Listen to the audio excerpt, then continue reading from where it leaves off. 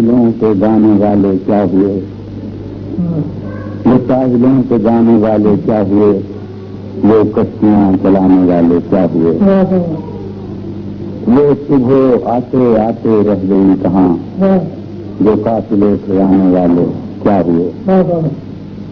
की राह देखता हूँ रात भर, वो रोशनी दिखाने वाले क्या हुए, वो दिल में खुदने वाली आंखें क्या हुई, वो होंठ मुस्कुराने वाले क्या हुए।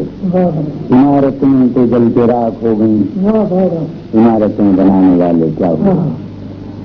अकेले घर से पूछती है बेकसी, अकेले घर से पूछती है बेकसी, तेरा दिया जलाने वाले क्या हुए।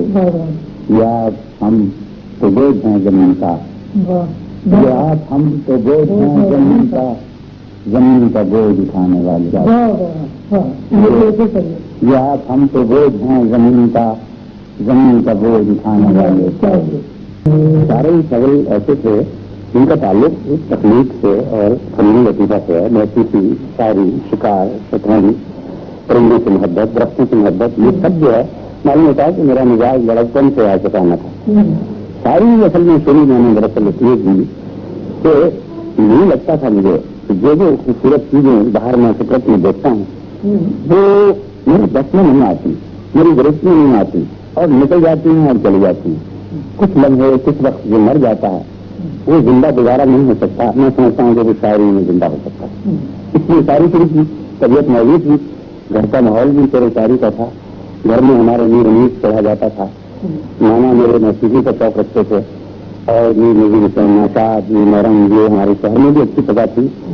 किताबें घर में बचपन में हमने चर्चा भी पढ़ा, फिरदौसी पढ़ा, ये सब चीजें पढ़ाई जाती थी हमें बचपन में। पुराने हदीस पूरा आहंग, पूरा लहन जो था वो एक शेर की तरफ था। फिर एक और बात है जो सबसे मुझे अहम नजर आती है, जब मैंने पहला शेर कहा मुझे याद नहीं, मुझे नहीं लगता है ये शेर था मेरा पहला शायर। जो कबूल है जिन्हें गम भी तेरी खुशी के लिए, वो जी रहे हैं हकीकत में जिंदगी के लिए। तो मुझे नहीं लगा इतनी खुशी हुई तो शायद इससे पहले मुझे कभी किसी चीज की खुशी नहीं हुई।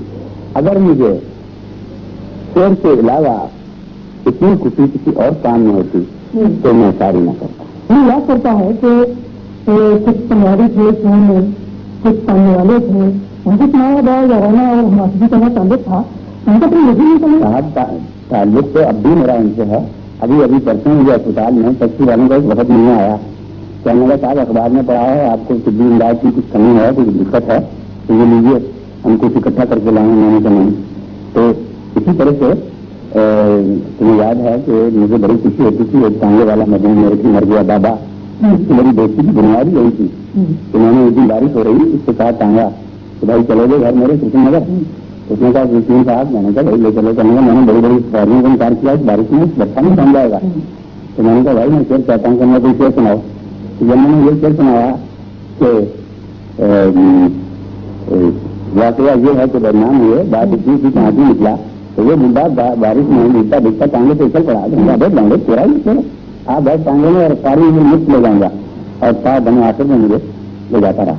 अगर नजर साहब तुम्हें एक हादसे का पता है, पता नहीं कि वो जो टांगे वाले जिनके साथ तुम्हारा याराना था, बात टांगे में मैं साथ बैठा रहा, मैंने टैक्सियाँ चलानी शुरू कर दी हैं। परसों में टैक्सी में मैं बैठा था तो वो टैक्सी वाले ने मुझे मुड़का देखा, कोई कहा कि नासिर साहब कैसे हैं, मैंने तुम्हारा हाल सुना जो गैलेंडरी था, तो याद होगा तो वो टांगा छोड़ के टैक्सी चलाता हूँ। तो इसी तरह से है अभी भी, अभी तो बहुत अभी अब कारों में चलते नजर आते हैं, जो पतले से मोटे हो गए हैं। तो बाद अभी होटल में आना छोड़ दिया उन्होंने। अब मेरे देखते देखते वो घरों में उन्होंने ग्रहण नहीं बनाए हैं और बाकायदा उनके पास 3 फैक्ट्री हैं। भाई हम तो चलते थे, हमारा होटल था, आपको पता है दरख्तों की छांव हमारी ये महसूल हुआ करती थी, आओ घाट से सभा जमाएं, ये मेरा मित्रा है। आज से शहर की बड़ी पवित्र पत्तों का मेला का लगा है।